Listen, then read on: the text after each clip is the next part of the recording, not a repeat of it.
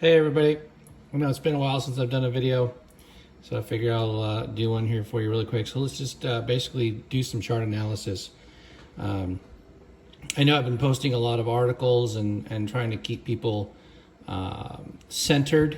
You know, there's been a lot of choppiness in the market. We've had this big fall, and now what we're looking at is this symmetrical triangle here. Some might even call it a bear pennant. So you have the pole of the flag, and this is the flag right here. But we've been in this for quite a while, and everybody's been talking about this triangle. If it breaks to the upside, now the odds are that it breaks to the downside because this triangle is forming from a large downside move here. So bear pennant. However, there's a lot of talk, and the price action seems to support that 30,000 seems to be the floor down here, because we hit it once and we have not hit it again. That doesn't mean that it won't happen, but each time Bitcoin is made a big dip here and here and now here, the lows get higher and higher. So what we're seeing is we saw this initial drive to the downside, and we have this low right here, and then we have another one right here, and then we have this one here, and then we got this one right here. And then we have our highs up here, and each high is getting lower. So this would be the breakout that everybody was waiting for right here. And then Elon, of course, yesterday, he tweets. Now, why so many people take stock in what he says or does, it just befuddles me, but they do. And then you have a lot of whales, basically wealthy individuals and institutions who are trying to take advantage of the tweet. So they're using him as cover, and they create a sell-off, and this sell-off causes a cascade effect. You have people who enter positions down here, and they're leveraged, so they're basically borrowing money to trade. So if you have $1,000, you can trade with 10x leverage. That gives you $10,000 to trade with, but you can lose your money very quickly. So when the price starts falling like this very dramatically, it causes the open trades that are leveraged to get liquidated, and that's why you see these dramatic falls in price. So it came down here and hit the 35,570 mark, which has been a pretty decent support level, and really long wick. We're looking at a 1 hour chart here, and it bounced off of this bottom trend line of the triangle. So what we're hoping for is that it continues to climb this way and breaks out, maybe comes up to here where we saw some resistance, and that became support right here, and then a retest off of that, retesting this upper trend line, which hopefully will become support, and then a continuation higher. So if that happens, there's a lot of resistance at this level up here at 40,000. So the 40,000 mark is a key resistance level because it's psychological. And then we get into this 41,000 to 45,000 range. This is also really key. There's a lot of resistance here, meaning there's a lot of sellers up in this area. And if you look over here, you have a lot of resistance right here. So these candles come up, the candles close at this price level of about 41,700. You have wicks that go up into this band right here. So people who are buying, they need to be willing to buy at higher prices in order for the prices to get higher. And in order for that to happen, we have to have confidence in the market. And if you look at your fear and greed index, the fear levels have been down in the 20s. So people are still they're still fearful. They're worried about what's going to happen. They're scared that Elon is going to tweet again and the market's going to tank. A lot of this fear is self-induced. There's really nothing has changed in Bitcoin. Bitcoin's fine. Bitcoin works just fine. It's working how it's always worked before. Really, there's not a lot that's changed. You know, people talk about China, but none of that is new news.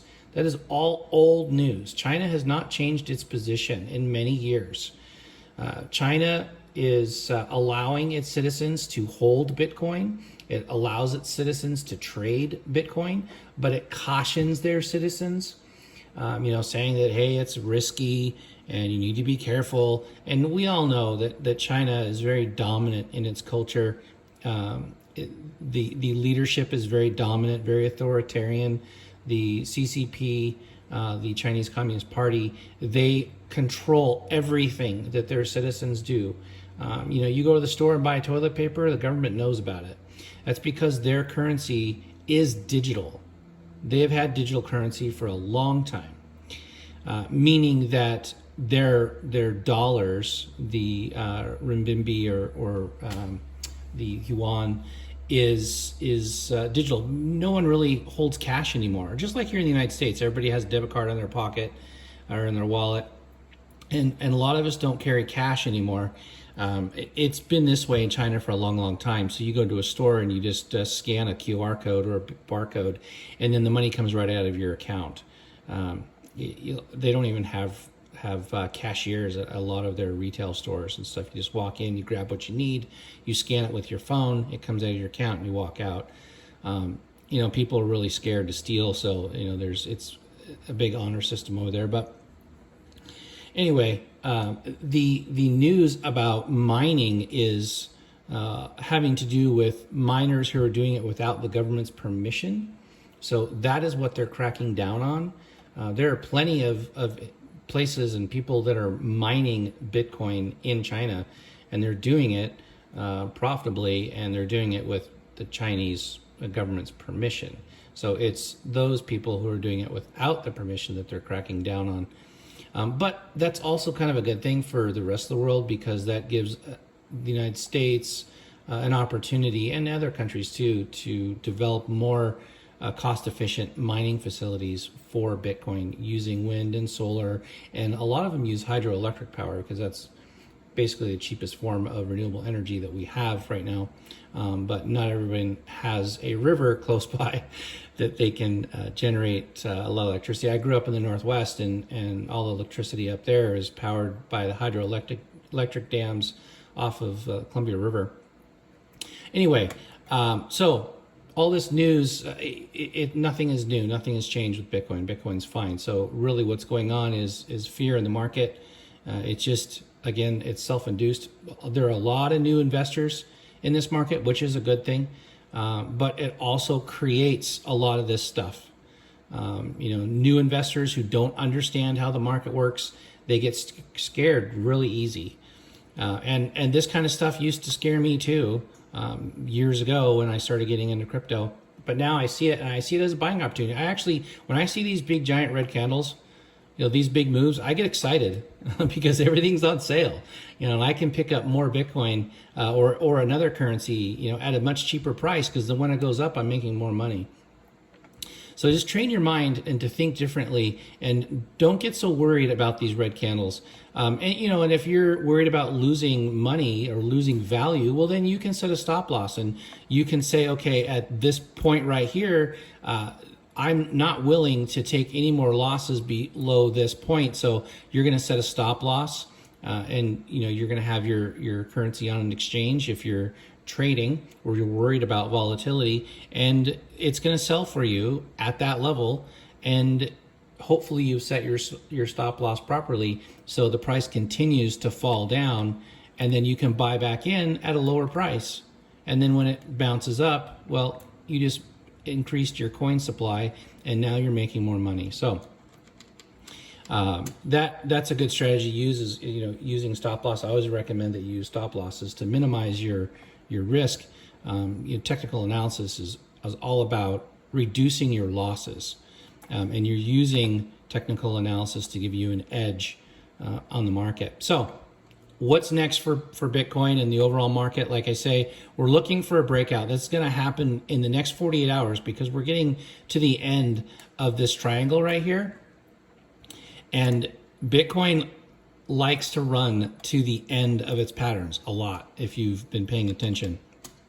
So the odds are that it's going to break to the downside.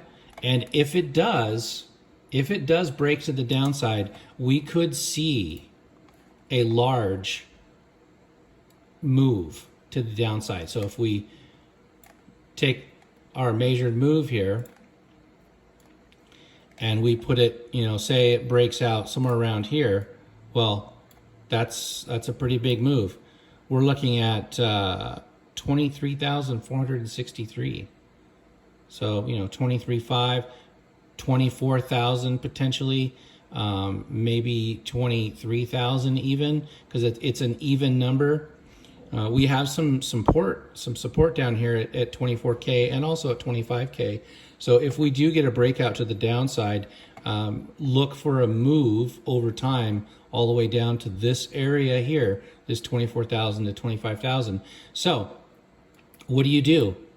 Well, you set a stop loss somewhere in here, so you don't ride the downside move all the way down to here, okay? And so now you've got your money sitting in Tether, and you can buy at a much cheaper price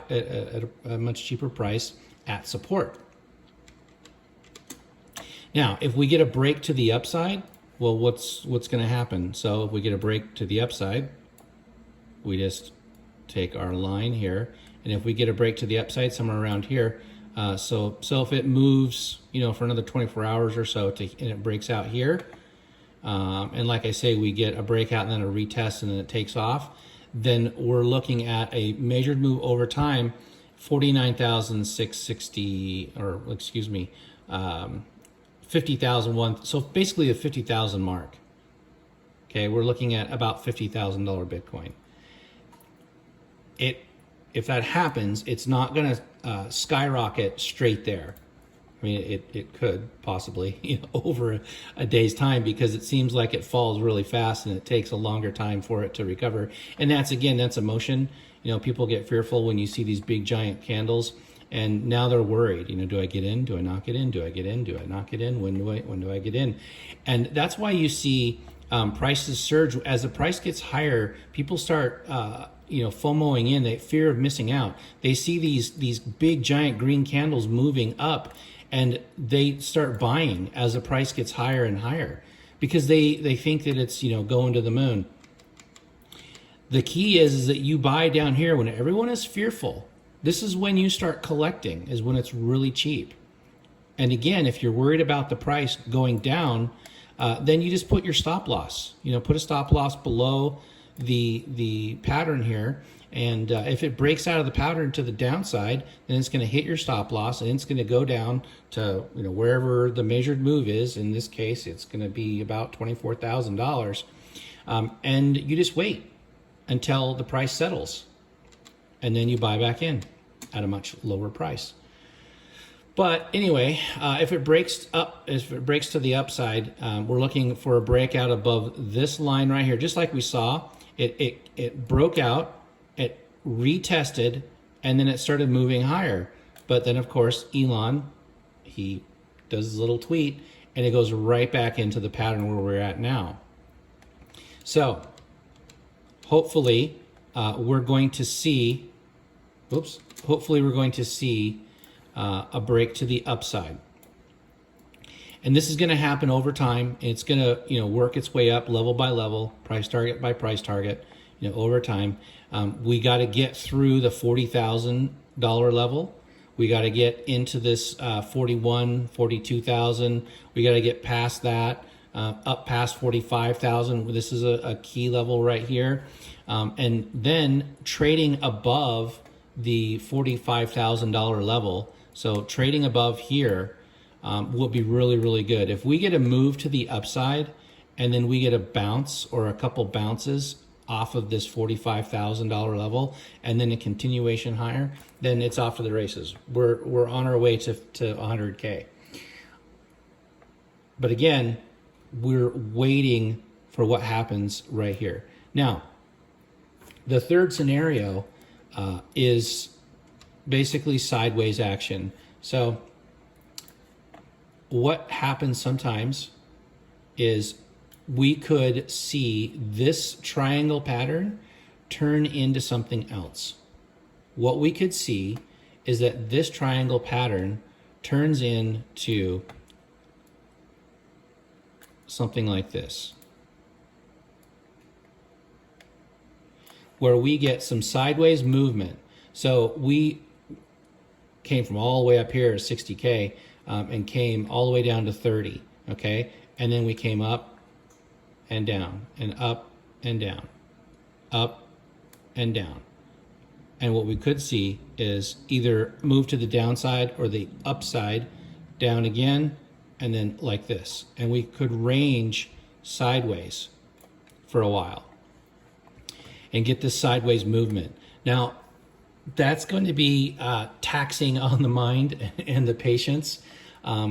But it's okay. It's better than this giant move to the downside to 24K. This kind of action right here is really good for the altcoins. So if Bitcoin is going sideways and it's basically boring, then if you want to trade or you want to make some 1 or 2 trades a week, then look at the altcoins, because a lot of the altcoins are actually doing pretty well. Even Ethereum is performing better than Bitcoin right now. So anyway, I hope this helps you guys and gives you some more perspective on what's going on. Like I say, we've got this giant symmetrical triangle that we're waiting on here.